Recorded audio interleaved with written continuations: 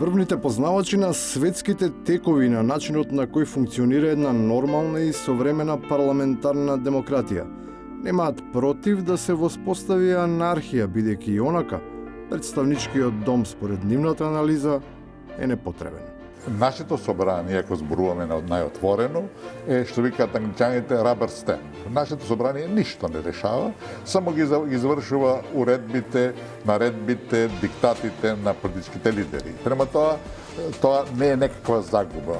Мотивот да се декларира ваков став кој не е во спротивност со генералната перцепција за неговата функционалност, може да се подкрепи со постојаното рециклирање на позицијата со која се презентира типична институционална деградација, во чие отсуство и само тогаш на сцена стапуваат нормите.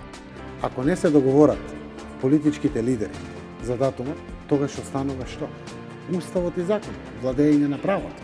Лидерските средби се само грд параван позади кој се кријат личните и партиските интереси, без оглед што по нивното завршување, најчесто без договор.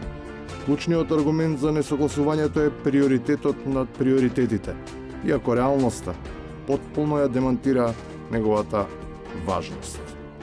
Пазете, не можете вие да бидете модел дека сте загрижени за здравјето на граѓаните ако изјавите како прв човек кој што претендира да биде премиер дека не ги знае мерките.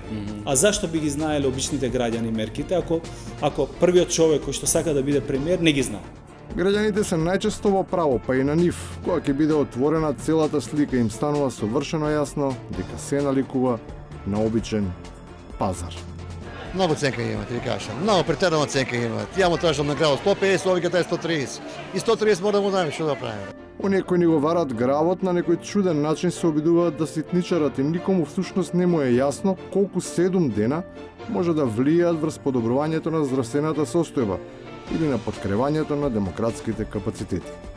При тоа постојано акцентирајќи дека не се инсистира ниту на цифри, ниту на денови од календарот.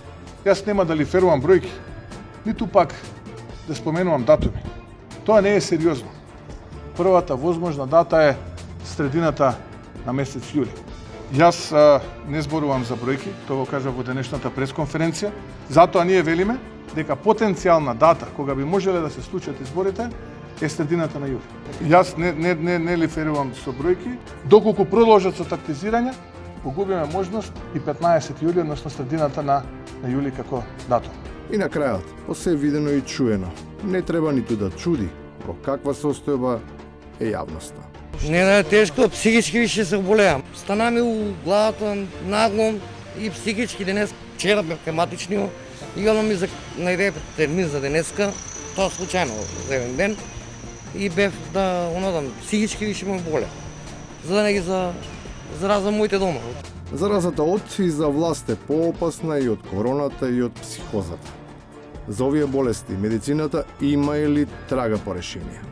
Инфекцијата со власта е трајна и неизлечива.